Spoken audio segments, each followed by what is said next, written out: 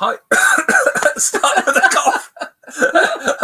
Hi, everyone, and welcome to the channel again. And we are live, and we're going to be talking tonight about can you see the future? You nearly didn't then. No, I didn't see that coming. So thanks for joining us, everyone. We're also going to show you some clips.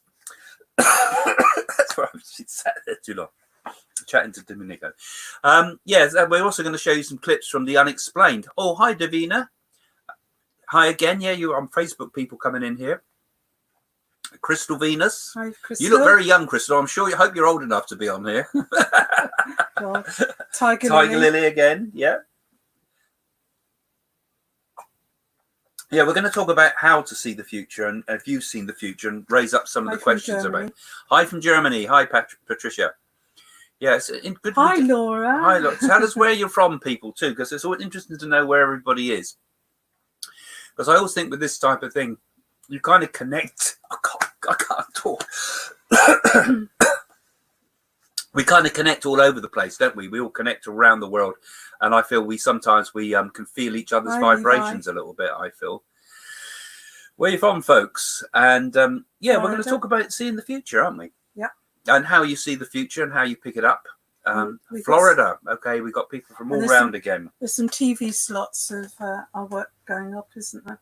Yeah, we'll be showing you some clips later on too, of a new show that's on at the moment. Just showed this week. Hi, Peter. Hi from India. So we've got Peter and Texas. So we've got both sides of the world here, really, haven't we? We've got both on the edge of all the time zone. So this is probably quite a good time for us. Ramsgate. Missed everyone. Hope you're well. Matt Bell. Caught you today.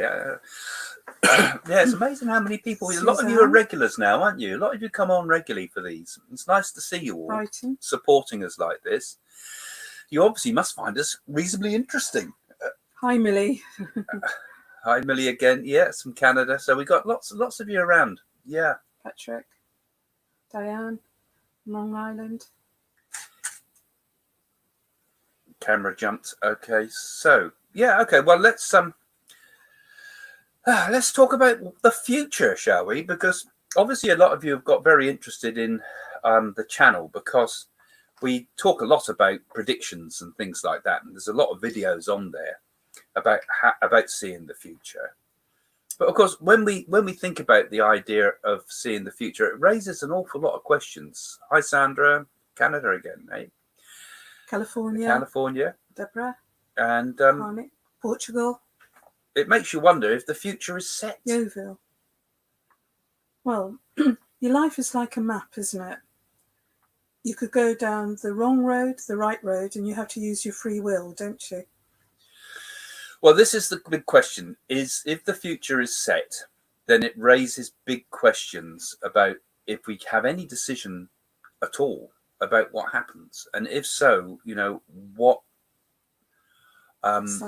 control have we over our lives? And, I often say, like you say, I think the future is set like it's like a map, and it's all kind of laid out, but maybe we have the ability to see the map from a higher perspective. So a psychic person, for example, might get a glimpse of the map, and not just a psychic person, all people. Perhaps it's a gift that everybody has latently. It's a knowing. It's kind of, perhaps there's going to be a lot of questions we're going to raise here tonight. And so have some thoughts about this, because we'll ask you for some questions later on, because I'll throw a few ideas at you, and Jane will too. And we'll talk a little bit about how we see it, how it works for us. But we've also come this week.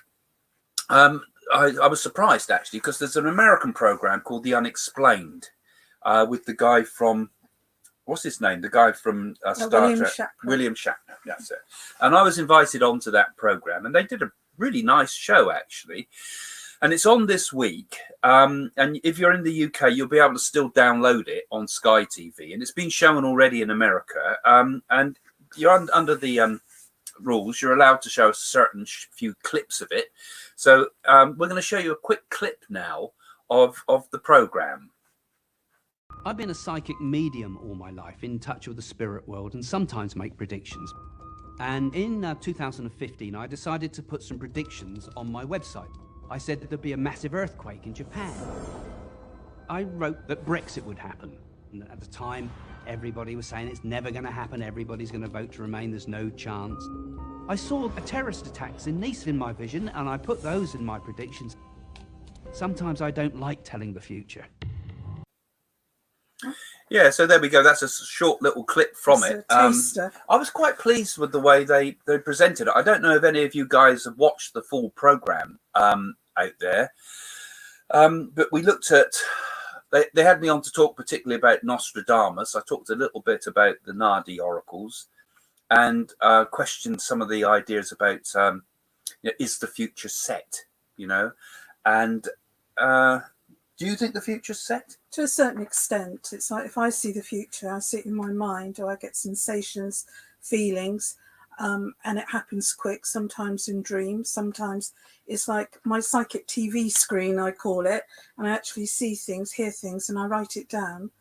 Sometimes one could be a doubting Thomas, what you see, but I like to think of positive energy rather than negative energy when I see things, because it wouldn't do for all of us to see darkness all the time, would it?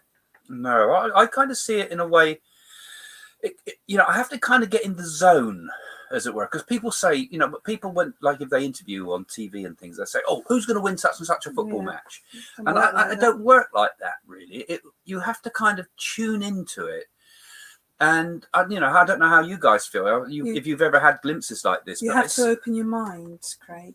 I get a sort of I do meditation every day. And for me, most of the time it comes in meditation. But if I'm to sit down and think I'm going to sit down and meditate upon what's going to happen, I get nothing. It'll be a blank. But sometimes, just as I'm going into meditation or just as I'm going out of meditation, I get a flash of something. Sometimes it comes from the spirit world. Sometimes I'm aware who's giving me the information. Sometimes I'm not. It's a bit like Doris Stokes had. I hear a voice.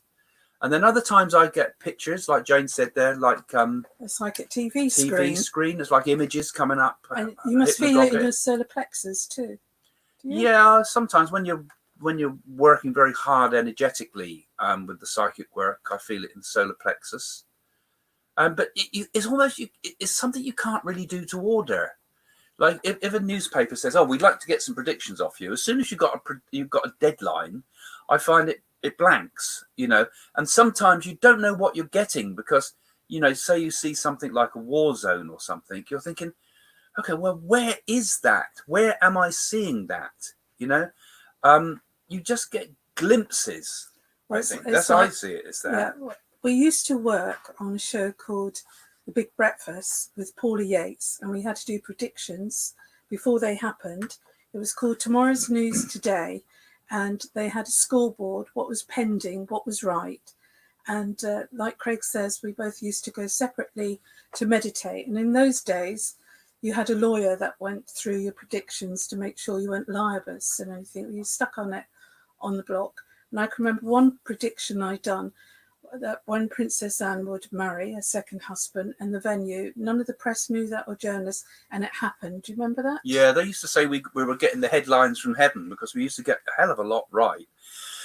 And I wouldn't have said, before that, I was always a bit anti-prediction, actually, fortune-telling type thing, I would call it, because I was very much a traditional spiritualist, doing a bit like Doris Stokes said, you separate mediumship from predictions. The two should not really mix, because mediumship, you're given proof of life after death. And I always wanted to be a medium. But of course, when we went professional and I gave up my advertising and agency and work and all the rest of it, we obviously had to earn a living. And then along came the Big Breakfasts, and they wanted us to predict next week's news today. And I thought, can we do this? And yet when you do focus your attention on it, it's amazing how it all started to come into place, and predictions just came to us in the same way mediumship And at that does. time, it was Bob Geldof that hired us, and they had seen 350 psychics, and they left us in a room with a camera rolling, and they must have liked the sound of us, because the next day they phoned up and said, "We've got two things to ask you.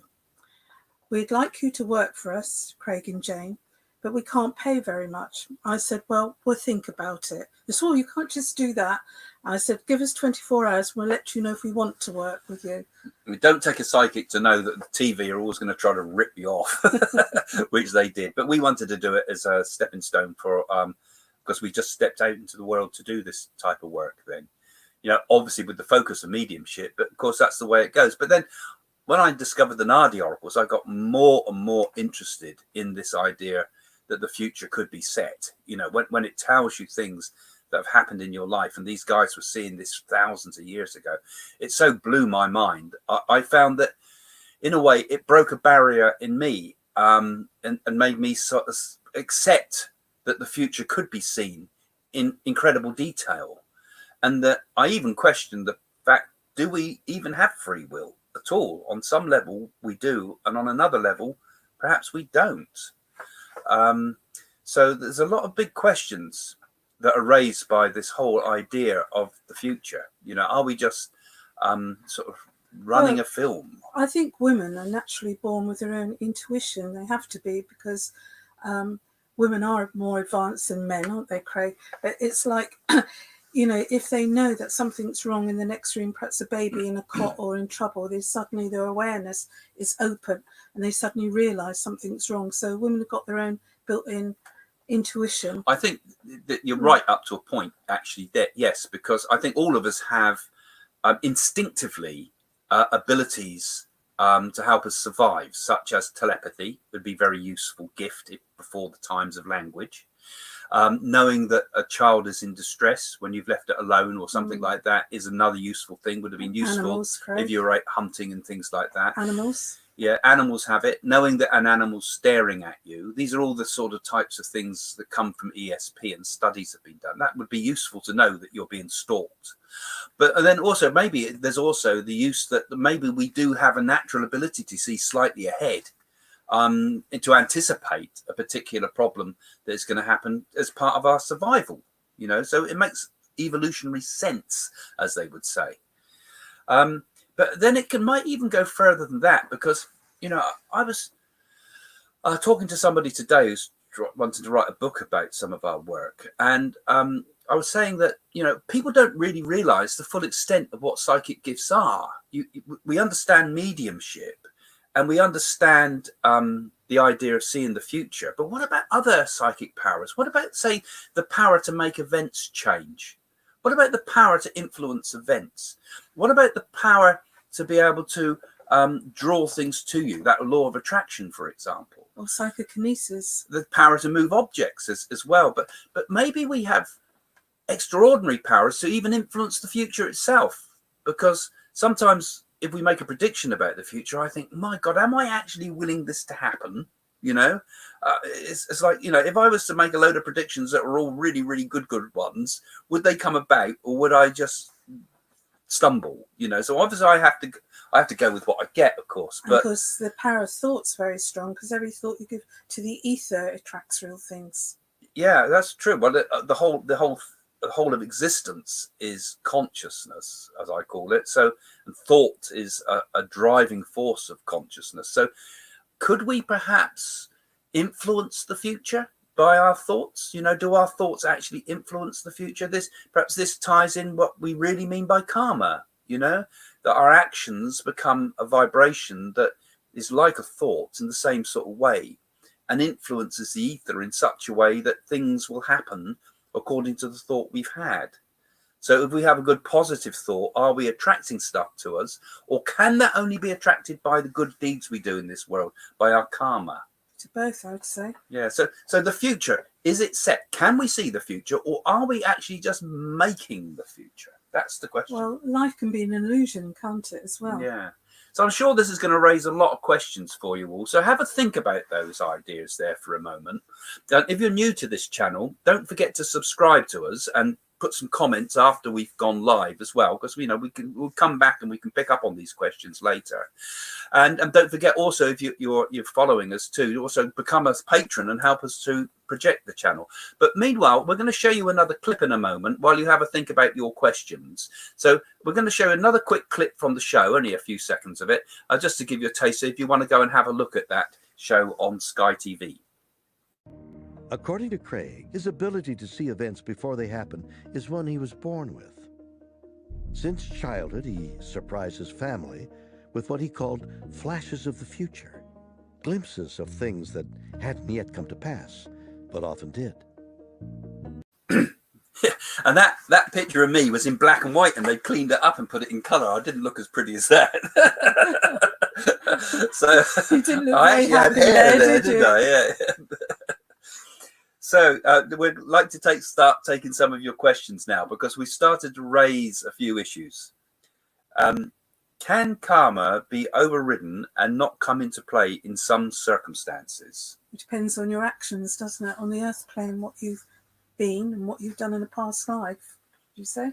Well, the thing with karma comes in different forms, they say. So there's the karma from the past, the karma of the present, and the karma of the future. And once the karma from our past is released, some of that is kind of like, they call it about like the idea of the arrows that left the bow.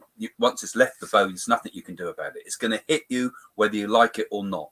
Certain things will come into your life that you can't do anything about.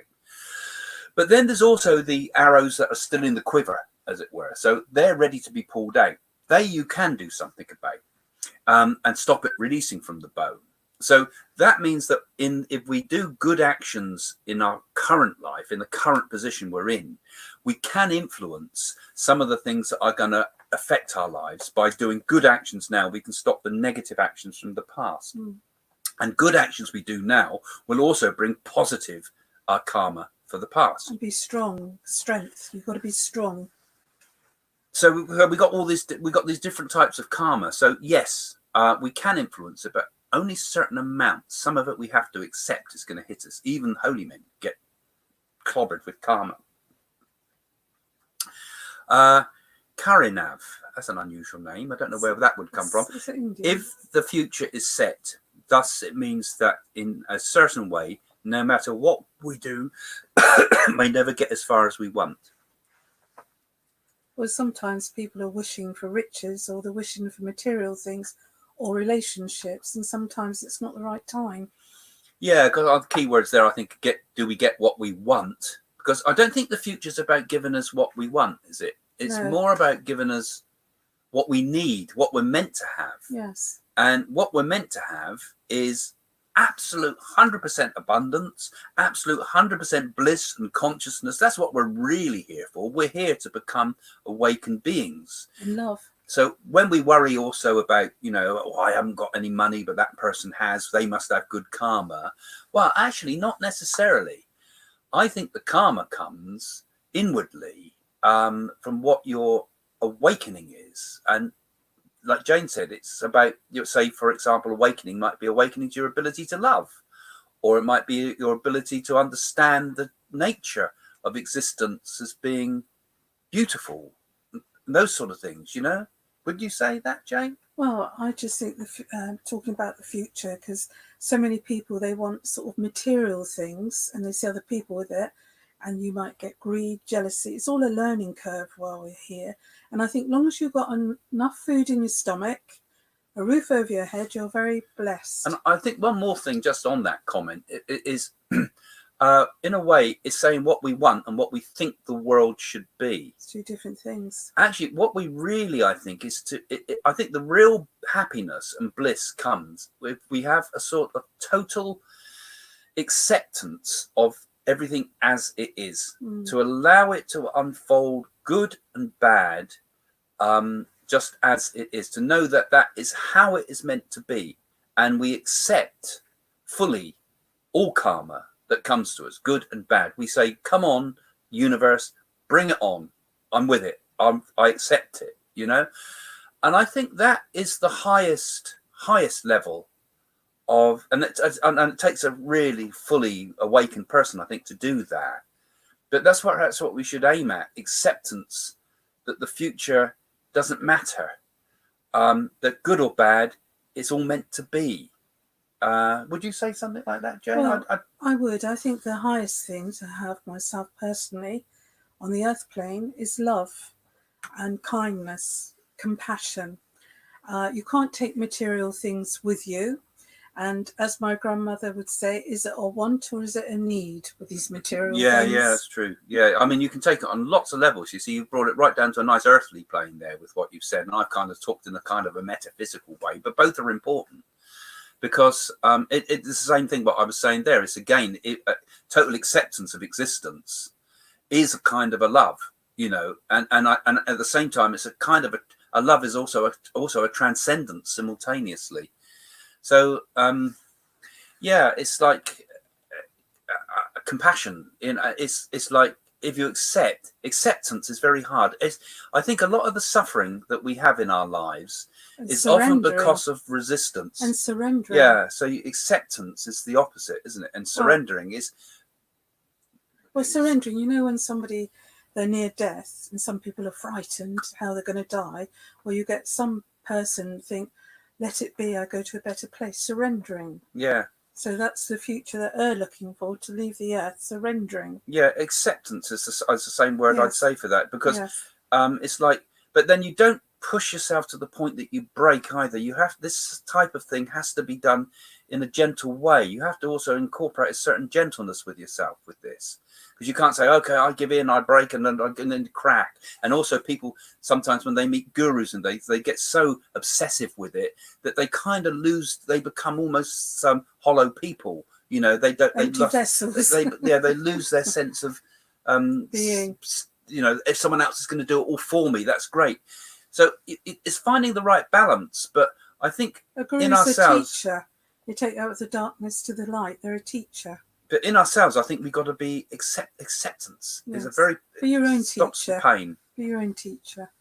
Right, what's this one now? Does Kundalini awakening or spiritual awakening allow for intentions to flow more freely because the energy system of the body is open? I think you answered all that last week. Chakras. Not necessarily. There's a lot to say there. Would you like me to do that one? Go on. Well, Kundalini awakening is, I don't like that word Kundalini awakening actually, because it does kind of have a number of connotations. There's an awful lot of trash out there about Kundalini. Not saying your question is, but you know what I mean. There's a lot of massive misinformation, and it's like the whole of yoga has become so. Once the West have got hold of it, it seems we totally destroyed it. And turned it into a sort of a mushy sort of load of nonsense sometimes. And, you know, it's not even worth being called yoga. It's shameful. Goat yoga. Yeah, all that type of thing. Beer yoga. But even the way yoga has been turned into a physical exercise as opposed to a spiritual discipline, I find. Notice I got my arms folded because I'm obviously resistant. Look how relaxed I am. So it's kind of a bad thing. So anyway, so that's just the word Kundalini. But anyway, I know what you're talking about. But so Kundalini is not necessarily an awakening. Kundalini kind of gently awakens, I think, and the spinal column gradually clears. And if we're using the breath and we're using the mantra to clear the spinal column, then we are clearing the path of the life force in our body. And simultaneously, we're also clearing the blockages from our karma because, as I said before, the spine holds not just the memories and the residual energy of previous lives, but it also holds the knots and the breakages that are kind of held within it.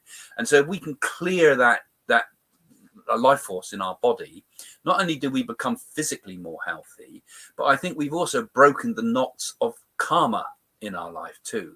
So it is clearing our path of our experience. I think we'll actually bring good things into our lives. I think we need a bit more questions now. Yeah, so we'll have some more questions, but you know, that's something that's like I was saying about, do we have the power to change our life by thinking about it? And Jane as well. Hello, Craig and Jane. Years ago, I taught mediumship on your site. Great to see you guys again. Joan Lindemann. I wouldn't know. I can't remember what your username was. I only knew people by their M+ and S+ and T+ names. But yeah, we did used to have the website psychics.co.uk. It's still there. We still got lots of good stuff and interesting stuff. We used to have a a chat room on there, and I converted that chat room into a teaching sort of chat room, and I had a number of people that used to teach mediumship on there. And we always used to say on there, because my friend Vi was very traditional medium from spiritualism, she used to sort of not like the idea of mixing mediumship and predictions, and we agreed that we wouldn't make predictions on the site. And there were quite a lot of debates we had about whether a person can tell the future, because Vi, coming from a traditional spiritualist background, said there's free will, personal responsibility, therefore the future is not set, therefore we have full free will. But she didn't accept the idea of past lives, didn't accept the idea of bringing karma forward. So that we had a few debates about that, but off stage. But yeah, we had some great teaching on there, and it was a fantastic thing. It used to be called the Delphi Psychic Chat Rooms, which is the free area, and Elysium was our teaching area. But with the changes of technology, the changes of Google, particularly the way they hammered forums, we couldn't keep that going any longer, because we just could not keep the rankings in the search engines to keep it up. Do you want me to read out? Well, no. Nat Bell, when you get images of events, are there instances you are channeling from someone's experience? I don't like that word channeling, do you? Well, okay, but it's a word that's used, isn't it? When you get images of events, are there instances you are channeling someone's experience? No. Yeah, I think there are. I think you do. You pick up telepathically, don't you, from people? Well, it depends on the person, isn't it? Sometimes you're in tune with one person. Sometimes you might attract somebody with mental illness, so you've got to be very much have a protection around you. It depends on the person. But you are kind of like a sponge, actually, to it all. I mean, sometimes, for example, if a person comes to a reading and they just want you to answer this question, I want you to tell me this, but they're not telling you, and they're sending you a thought the whole time. Tell me he's falling in love with me. Tell me he's falling in love with me. And he's sending you this constant thought. The medium or the psychic can often get their natural clairvoyance hijacked by that person's thoughts being bombarded you, because they want to hear a particular answer to a question. You can always tell the truth, though. Correct? Yeah, you have, but it can also influence the person's clairvoyance. It can make it extremely difficult. That's why it's best, when you want to know something from a medium, go with a clear and open mind, with total acceptance of what you're going to be told is what you're going to be told. So I think that's what you meant by that question there. So, and I suppose with the future too, that same can apply. Right, do you want to read? Hello, Craig and Jane. How do we know the difference between gut feeling and intuition and psychic ability? Are these intertwined? Well, I would say they are, because you can go in a room and you can sense something that's wrong. You get it here, your solar plexus, and then you get a feeling and a sensation. And I feel you always go from those first feelings that you get. And being psychic is a natural process, isn't it? Yeah, and I know what you're saying there, I think, because you're saying, how do I know that this thought I've had isn't from my own intuition rather than a psychic thing that I picked up about the person, and how do we start to distinguish? And that comes only with endless work as a medium. So you start to recognize and trust, like Jane said, you've got to trust what comes to you, really. The first impressions. And you're a very sensitive person anyway, and very much I feel that you've got clairsentience, you sense anyway. Yeah, you're a caring person. I expect to ask a question like that. You're obviously working with your intuition. Yeah. And very aware. And if you're doing that, you will learn it gradually in time. And actually you only can learn it by testing it, by asking people, is your grandmother's name Mary or something like that? And they say yes, and it's right or not, so it's only in practice and practicing and working with people. So does family karma exist? Are karma for a country? I think it does. I think we're seeing it all around the world at the moment, aren't we? What's happening? Karma. It's like different countries. I mean, it's like what's happening in Africa, what's happening in England at the moment, with all these lives that matter and everything that goes back hundreds of years. And I think everybody should be as one race, really. And it doesn't matter what colour you are, as long as you're a good person. Yeah, I wonder about family karma too, because they say the sins of the fathers are visited The upon forefathers, the the sins of the fathers are forefathers. visited upon the son's son, or something in the Bible. It says, isn't it? And I think perhaps we do carry a residual energy in a family group From your ancestors. From your ancestors' energy. I think perhaps you can.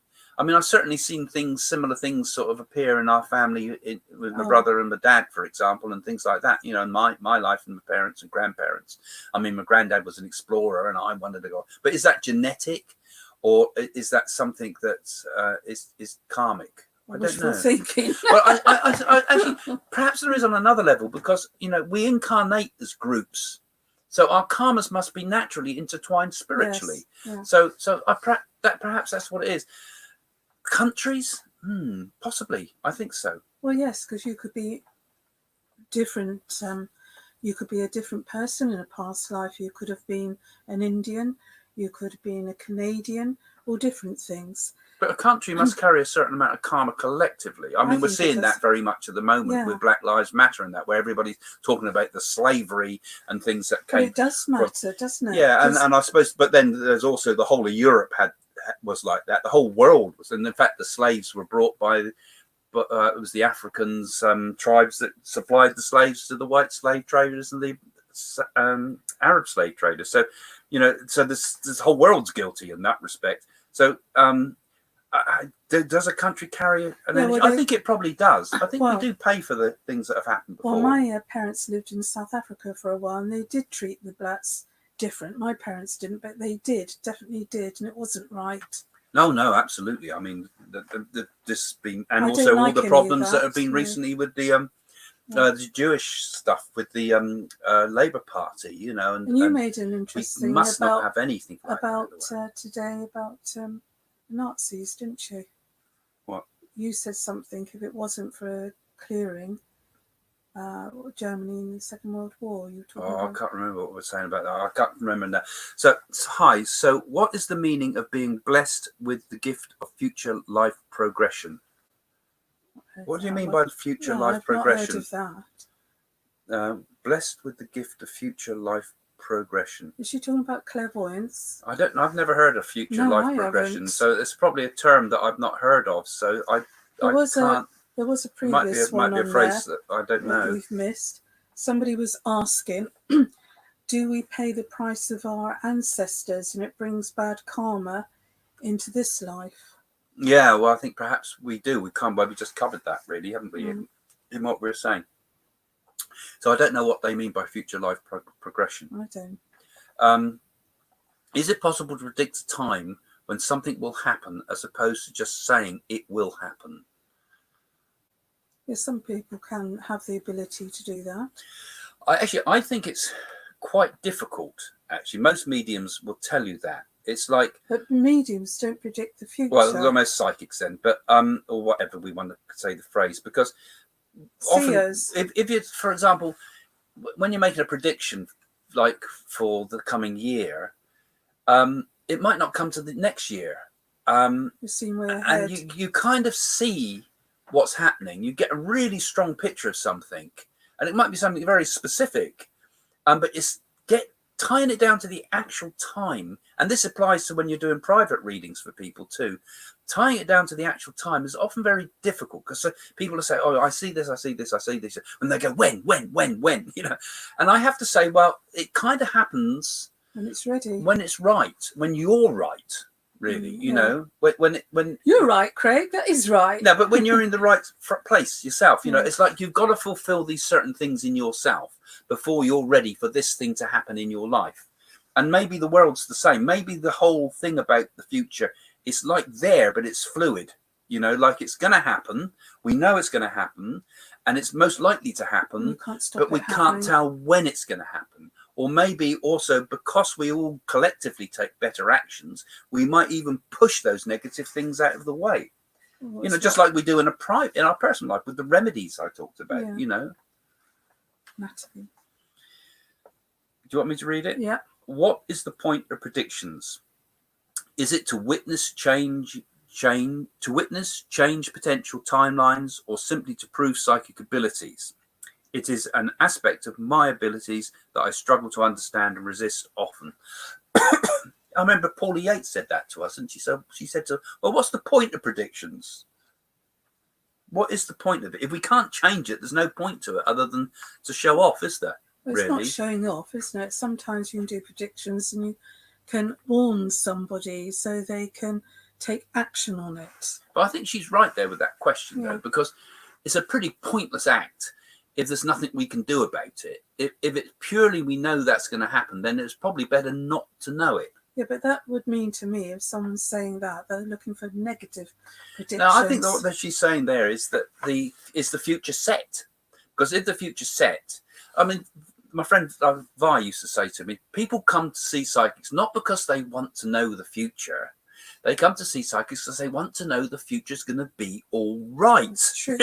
That's true. They don't want to know the future. They don't want to know, oh, well, 3 weeks' time you're dead. They want to know, is it going to be all right? And then the psychics often will say, yes, it's all going to be all right. A good medium or a good clairvoyant or seer, they wouldn't predict death. No, they wouldn't. Or well, the Nadis do. But the thing is, we have the ability to change it. Perhaps what we're seeing is the potential for the future, and that potential is there. But if we change the way we do things, and particularly if we change our attitude to life, and we become a better person, then the negativity that we're likely to face is going to be less. And like it happened with me when I went to India and did all those karmic things, we reduce the potential danger of the future. So we reduce the negative effects of past life karma. So if something major is going to happen, it might then end up as something minor going to happen because we've taken action against it. So it's there, it's meant to happen, it's going to happen, but not in such a dramatic way as it might have been. And perhaps that could apply to the world as well. Would you say? Well, I'd say people have this ability built into them of fear, don't they, all the time, rather than positiveness. Yeah, I don't think we should fear it. Yeah, but it's what people think, isn't it? How am I going to die? They have fear. It's how they're going to die. Yes, well, I suppose this is about people want just a rosy future. Is that what you're talking about there? That what I was saying earlier? Yeah, they want to know it's going to be all right, don't you? You want to know it's going to be all right, but the future is in our hands up to quite a large extent as well, I think. Future life progression, being able to see your own future and dreams, etc. Okay, thanks, Valerie. That's cleared it up. Yeah, okay. So what did she say originally about that? So I suppose we can see our. So what is the meaning of being blessed with the gift of future? So being able to see your own life. Okay, got it. So is there a gift of being able to see your own future? I mean, I can't see mine most of the time. Do you? Well, I do in dreams and that, and knowing. You usually see other people's. I do, and I'm spot on. You can see it. But for me, it's not about, am I going to be rich? Am I going to be famous? For me, it's that every day is a blessing I'm alive. See, I feel in my life, I know my future almost in its entirety. Because it's been shown to me through. Well, you were told a future about me. Yeah, we were told by Doris Stokes I'd beat you, for example, and certain things have definitely happened. Future. And even these Nadi, they don't all come true always, because you might not do the remedies, or you might do other actions that steer it away. So what I say again, it's the potential of the future, even with those incredible things. It's learning that the future is kind of there. And so I think we all get a glimpse and a feeling about where we're going in life. Certain things draw us, don't they? Certain things inspire us forward. And perhaps that's something we know we've got to do, and we know it's perhaps there ahead of us somewhere. So perhaps we all get this feeling of sensing our future. We kind of know. It's a bit like our conscience that knows. Knowing. It's a sort of a know, we got to do this, And it's like astrologers.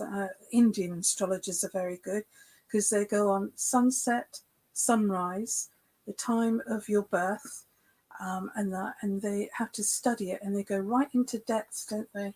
I think the stars will give the star. I think the horoscope is useful to understand what our karma is. I think that's the objective of the horoscope. Going back to that earlier question about what's the point of telling the future, it kind of gives us where we've come from and where we're going to. So it's a bit of a map. And you wouldn't go off on any journey without a map, would you? So perhaps that's what we've got. And we have the choice of how we travel across that map. Karen, can we change something by warning someone? It depends what it is, doesn't it? They might be having to go through a particular problem because it's their karma. But you can often change a person's course. I mean, Yes. often people have been to us and you said, you know, I remember you said to that person that came to us once, you've got a brain tumor, you're going to have to get it checked. Oh, it was a plumber, actually. Yeah. He was, I didn't mean to frighten him to death. I saw a black mask over his head, his aura. I was looking at his aura. He's a nice person, he wasn't negative. I said, I think you should go to the doctors, my dear. And that, have you been getting headaches? Said yes. And that, so he went to the doctors and they found he had a brain tumour, and luckily they could take it out. He's still with and us. he's fine. He's perfectly all right now, thank God. But if it had been any longer, and he'd have been dead. So yes, you can change. There's an example. And I think often, you know, you get a warning, you say, you know, do this or do that in business, and you don't know if it would have come true or not, the wrong thing, because you've already changed it, haven't you? You've changed the future. So some instances you can see that the future has been changed. Well, it comes at the right time, doesn't it? I mean, I see myself as a seer more. Yeah, well, I suppose that, you know, I don't see myself as a psychic as such at all. Yeah. I see the gifts of spirit as being so many different gifts of spirit. It's a gift from God. That the only thing that's important is not the gifts; it's the awakening. It's trying to be a spiritual person. That's what's important. Is that Nana? Nana, yeah. Can spirits manipulate your thoughts to change your destiny? No, they can't. That's only people's thought patterns might be if they've been drinking or drugs and things. I can't see it. The spirits I know in the spirit world, I haven't felt anything negative from I don't think. No. I think you'd have to be a pretty weak person to let any form of spirit influence your thoughts, because it's so hard to communicate with the spirit world anyway. It is such a quiet voice, as it were. It's such a subtle thing. I mean, to tune into the spirit world, you really have to get yourself so sensitively attuned, and no matter how hard you listen, or you can just get it, you know. So I can't see how someone from the spirit world can sort of come in and control your thoughts like that, or even influence for good or bad, you know. That maybe they can sort of, through repetition, hit your intuition somehow and put a thought in there that you seed not to make a strong the right person. They can't. But positively, I'm talking here, because like somebody that loves you on the spirit side might say, look, don't do that, do this, don't do that, do this, and they might just give you enough. Spirits. Well, I think they're talking about both. Both are relevant, aren't they? So we will get influences, but it's not like the way people in this world, people can't control us with their words, can they? They can influence us. And maybe we can be a little bit influenced by the spirit. Certainly when you're in a deep state of meditation, the spirit are able to give you guidance and direction. Well, it's like transference, isn't it? Transference. Not in daily life, I'd say. Thoughts. What's this? Mickey. So after doing a reading, how can we regain energy back? So we can get our energy back after doing a reading. Well, I personally have to sit down and have a cup of tea and just unwind for about a good 20 minutes to build the energy up. Because if you're doing church services in spiritualist church or the theatres, your energy, you're completely drained, and you just need to come back, if you like, to reality and just be peaceful within and just build your energy up. That's how it works for me. Yeah, you need to let yourself slowly recharge. There are techniques you can use where I visualize light pouring through and washing you through and filling your body up with like a vessel of liquid light. I just visualize a cup of tea. And actually, I think probably one of the best things actually is sugar. Because when you work as a medium, you burn a lot of sugar up, and your sugar levels will be quite low. Insulin. So take some sugar, but not vast amounts, because you don't want to shock the system, because you do seem to burn sugar. I don't know of any scientific proof. That's why in a spiritualist church, after the medium comes off the platform, they give you a cup of tea and they give you a sandwich. Yeah, it's usually quite good to but it'll come back slowly. But when you come off from working, you're still very open and sensitive. So your energy, your auric field is very open. So if people swamp you, You're after drained. you're drained because oh, that message was for me and blah blah blah blah blah, and they're Because you're like sensitive. vampires to you because you're still open. You're sensitive. And you learn, I think, to shut yourself down slowly. And Otherwise, you have to shut it down. Afterwards, if you look in the mirror when you looked as if Dracula's been at you and you've had all your life force sucked out of you. Yeah, this is particularly we're talking about here. If you've been demonstrating mediumship Yes. from the platform or from the stage, obviously everybody wants to come to talk to you, but it's like you can be sucked dry of energy, so you've got to be a bit cautious with that. So quietness is needed to let your mind quieten down, Because your brain will run fast. There has been famous mediums like Helen Duncan that suddenly shut herself down and somebody's stupidly gone up and shook her, and it can cause a heart attack. Yeah. Chocolate Devil. Chocolate Devil. I think that's a fantastic name. Yeah. Which of your books would you suggest to learn to use gifts? Really enjoyed you guys. Thank you for sharing. Psychic workbook. Yeah, the psych. No, I think the psychic school book's the best one of the ones that I've written. That one. That was originally called, I forgot, Opening to the Other Side when it was published with Sterling, Barnes and Noble. But that one's I think quite a good book if you want to develop a medium. So obviously people can't find circles nowadays. So in that book, I've suggested that you form your own circle, even if you haven't got a medium, and start practicing the things I've suggested in there, such as psychometry. That's right. And do that, because you don't have to have a medium. It's good. The first spiritualist circles when they first started didn't have mediums. Best if you can sit with a medium, but that's the best book, I think. Get a brown paper bag, and before you all sit in a circle, get them to put an object in that bag and then hold that and sense what vibration you've got on that. You can do that with flowers too, flower readings. Yeah, I focus that book quite a lot on learning psychometry in different versions of it. Like Jane said there, you can read flowers by psychometry, you can read objects. I suggest... Or ribbon reading. You have different colours of ribbons. I don't like that technique. Well, I do. Yeah. You get a light violet ribbon, a dark violet ribbon, and all different colours. And you can sense somebody's psychic ability with that when they touch the ribbons. They use that sometimes in spiritualism as another teaching technique. But there's plenty in that book, lots of ways you can do it, and lots of things you can. Joanne Linderman. When I go in trance, who is Adam? She wants to write a book, and she calls himself higher source. That's something for you to find out. You've got to find that. But first and foremost, you've got to test that you have that psychic ability, that it genuinely is Adam and not something just from your unconscious mind. No, I don't know you, so I can't answer that question. But obviously, a lot of people think that they're getting something and they're not. So you have to prove it. So and I think anything that's coming through in trance, first of all, you've got to prove that you're a medium, and therefore you can prove that you can give evidence, and people can accept that and accept the level that you get. You see, probably when you've read a lot of my books, you find that I'm a bit anti-trance sometimes, because I've found people in my circle, for example, in the past, there was one woman who was not very good. And as soon as the TV screen cameras came in to film us there, she said, I think I'm going to fall into trance, and immediately she did this artificial trance, which really annoyed me, and it annoyed everybody. So I'm not saying you're that who's asked the question. I'm just saying that I'm a bit suspicious of a lot of trance stuff, unless the person is a fully qualified medium. So if you're qualified, it's not when you get qualified already, but if you're able to do full-on mediumship and you're able to give proof and evidence to people, then I would accept that possibly that person coming through might be more than your unconscious.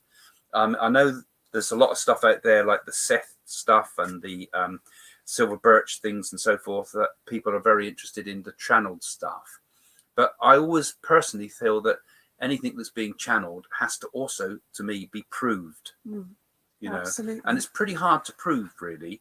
So I like to see a trance medium bringing people through that the people in the circle know. Recognize. So we can recognize. That's right. So we recognize my granddad's come through and can say his name and things like that, times and all that. And you think, right, conditions that person has got it because they can bring people we know. And then if a guide comes through, we know that guide is most likely to be correct because she's given proof, or he's given proof. We don't want people in trance that bring back people from Atlantis. Well, I've just seen some daft stuff with trance, you see, and I worry a lot, and you can find an awful lot of daft stuff on the internet where people might not be able to do actual mediumship and give any evidence and proof, but they suddenly can do trance. So, you know, what is channeled from the unconscious and what is channeled from the spirit? It's a difficult question, and that same in spiritualism. There's lots of problems. This lady says she worked on your site. I don't know this person as a medium teacher, but did you do public work? Yeah, well, most of the people that were there pretty good. Did they do on a platform? Some of in them a spiritualist church? Yes, a lot of them were from spiritualism. So that we were getting some, you know, we didn't let people through to help with the teaching unless we were sure of them. I'm sure you'll remember some of the people we used to get on there had some pretty crackpot ideas. Yeah, so. You say you weren't involved in it, Jane, but it was some good stuff there. Can you get the opposite after a reading? A rush of energy? Some people can. Well, actually, your brain is running very, very fast. Hyperactive. Yeah, but your spiritual energy, I think, can be quite on a high when you first step off doing mediumship. And those of you that are mediums, when you step off a platform, you're sort of zoom, aren't you? You're sort of super. Charged, and you might have been feeling awful before you got on there. You might have had a cold and flu and migraine. And then you're on a come down the next day. Yeah, aren't you? And the energy will drop a little bit, but the next day so you're tired. Yeah, your energy's depleted. And even doing the readings, you know, like I do things like telephone readings, and Jane does private readings and things. I can only do so many. I couldn't. People if you're doing it properly, I mean, you could have one person that could drain you.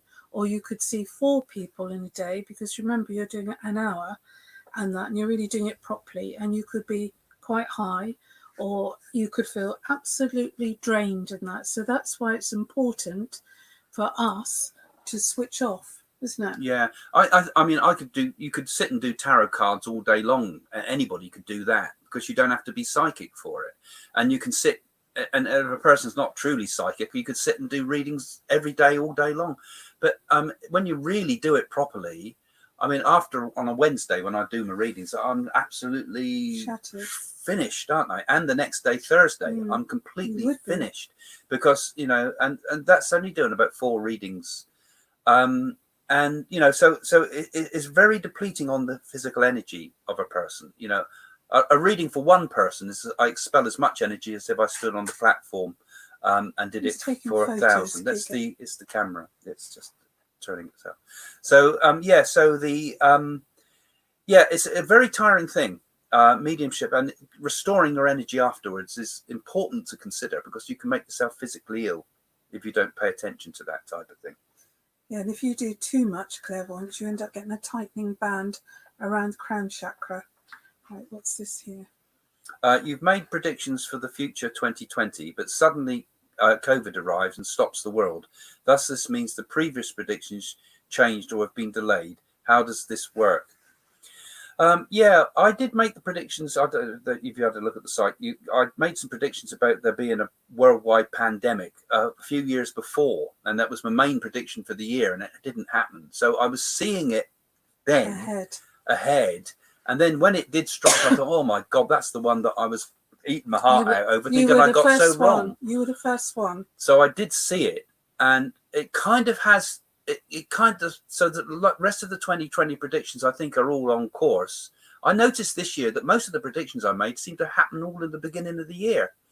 And then the COVID came along, and it certainly changed. And it took me surprise as well, to be honest, because I'd seen it before, and I'd made those predictions about it, and it was even on the headlines in the Sun newspaper.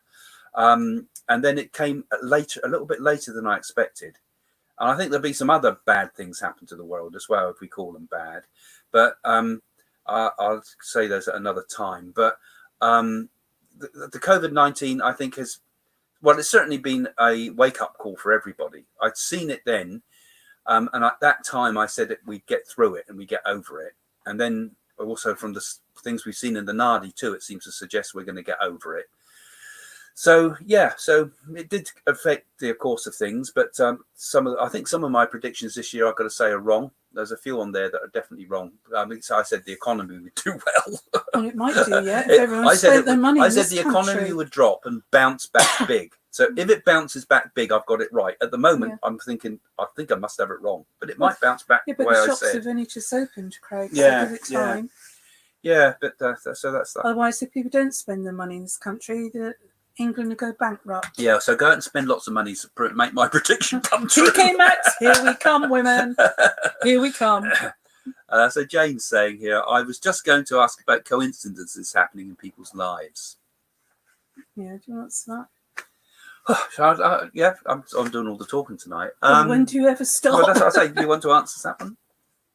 No. I believe coincidences happen, don't they? Look how we were talking about your friend, John, who's a lawyer, and then that night you got an email. You told me that last night. Oh, yeah. Coincidence? He rang, same time. That's a coincidence. Yeah, was that is that me picking up that he's going to write to me? No, it's not. Or is it him picking up It's that we've been talking about him? There certainly are strange coincidences. I mean, you only need to read. I mean, Colin Wilson's a great person to read if you've not read his books. I mean, he's written quite extensively about coincidences and quoted some of the very strange ones that are in the what's the Society for Psychical Research, where people have sort of lost rings in one country and it's come and turned up in another one and things like that. And they've had books where they've written the notes in and someone's handed it to them later, years later, in a completely different country. You hear somebody that's lost an engagement ring, say 20 or 30 years later, just digging up, and suddenly that ring appears on top of a carrot. And all the weird coincidences surrounding people like Lincoln and things like that. So yeah, there certainly are the weirdest coincidences. Yeah. I love reading Fortean Times. We'll probably do some stuff on coincidences later. When they happen in a person's life, it gives us a sort of a bit of a deja vu-y sort of feeling, doesn't it? And do you think that it has special spiritual significance, or is it just a coincidence and nothing more than just a coincidence? It's a coincidence. You don't think it's anything other than just a coincidence? No, the right time, the right place. Because I actually think it's there's this other idea of synchronicity that Carl Jung talked about. That certain things synchronize with the spiritual state we're in. So sometimes things happen because of a big inner change that's happening in us, such as the coincidence of seeing a butterfly land on a coffin. Yes, talking that's about spiritual. So those are coincidences. It's not some spirit person making that happen. It's a coincidence because somehow inwardly we've aligned ourselves in such a way that the world around us kind of changes. And this is what I say, there's another psychic power that I'm very interested in, is the power to change the world. The power to change things by thought. Alternative states. Yeah, it's something that Nanadi told me that I should work with. But you can actually change by thought and make things happen. Use this. Gavin. Hi, Craig and Jane. Do you think we are all born to the earth plane for us? Oh, yes, I'm sure. For a specific reason? I'm sure we all got things to do. We're all sent here for a reason. Some got the ability to do nursing. Some are scientists. Some can be a heart surgeon. So it might be that we're here for a reason. Why are we here? We're here for a reason to help others. Yeah, I think everybody has creative people. Look how Dominica's creative. Photography. Look how you're creative with art and writing. I think everybody has a purpose in their life. Everybody on all levels has a purpose of some sort. For some people, it might be those higher things like art and creativity and things. For other people, it might be very simple, to learn patience or to learn to accept difficulties, or to whatever the major things that have been in your life. They may be the lessons we're here to learn, that we need to learn over again. They're more emotional and spiritual lessons. Every human being's important. Every human being, like an ant or like a monkey, they've got a purpose, haven't they? Yeah. It's a reason. I suppose the exam sheet is the actual karma. The Yeah. karma is the exam sheet. These are the questions you're going to have to deal with in this life because you've not completed in the last course. You know, so you know this time round you're going to have to learn to be compassionate because you were a selfish so and so in the last life. Well, they said you know. you were angry in the past life. Yeah, well, that's true. I mean, one of the Nadi said to me that I was I was quite angry in the past life. I'd run the temple, but was furious. It would Like suggest I was Jesus. furious because Bit of like the Jesus, because of the then. name. It was a ferocious aspect of Shiva. So and Jesus, yeah, he used to beat the he beat Yeah, donkey, but when he didn't went into the Jewish people, Yeah. lenders, and money so I lenders, think there's in each person's life there's things we have to overcome Right. that we can bring forward. message So from this our- is the last questions this now. You from just our seen the producer. sign up on What's he there, saying? guys. So get your last questions ready because we'll be finishing reasonably soon now. And if you are following this channel, don't forget, if you're new to it, click the little bell because that'll get you updates every time we go live. And also you can support this channel if you become a patron. And I know we've got a lot of the patrons on here tonight. And what it means by being a patron is you give a small subscription each month, and it will help us to keep this channel up to a new level. And of course, Jane and I are doing a lot of spiritual work too, which it will help us to do, and help us eventually to get a centre together. And we're getting very, very close at the moment to be able to get our first stage to that set up. And we've been making inquiries about getting our own special studio so we can start the first stage of the next stage, as it were. So your support is doing that. Without your support, we couldn't do that. So thanks if you are already a patron, and do consider having a look in the description below where you'll find all the details and be able to find a link to our patron page. Last questions. So, are seeing repeating numbers coincidences or a message? Like magic numbers, what we saw in Seville. Do you remember? Oh, yeah, you're talking about magic squares. I think you're talking about things like when people keep seeing on a clock 11 minutes past 11. Right. And you keep seeing it endlessly. Right. Is that just coincidence? Or is that a message? It's a sign. Or should we take special attention to it? Well, the number, like you're saying, 11. 11 is reaching heaven and earth, isn't it? That's where we had those terrorists knock down the Twin Towers. Well, no, that's been going way before that. I mean, people have been seeing 11 minutes past 11 for ages. The number 23 is another strange one. It always comes up in the movies on the doors of where do we live? hotel Number rooms. 23. Yeah, and when my granddad was at 23, you know, and Doris, I think it was some around Doris Stokes around 23. People get all sorts of strange connections with numbers, don't they? And well, people don't like the number 13 because they associate it with the Lord's Last Supper. But Sikh people like 13 because it's considered to be very lucky. Yeah, and some people 8 in Western numerology is quite fortunate. It means money and things coming. Like but that. The Chinese don't like. Oh, the Chinese like the 8, but they don't like the 4 because it sounds like the sound for death. Means death. So, but then we do get these odd number sequences that come up. I get them sometimes. With numbers that I feel kind of lucky and unlucky and things like that.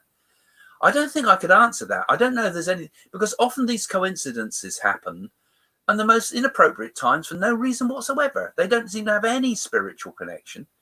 And then other times I get those ideas like with synchronicity that I was talking about, that Carl Jung wrote about, that it seems to correspond to some spiritual thing. As long as you get my number 19 October, that's all you need to worry about.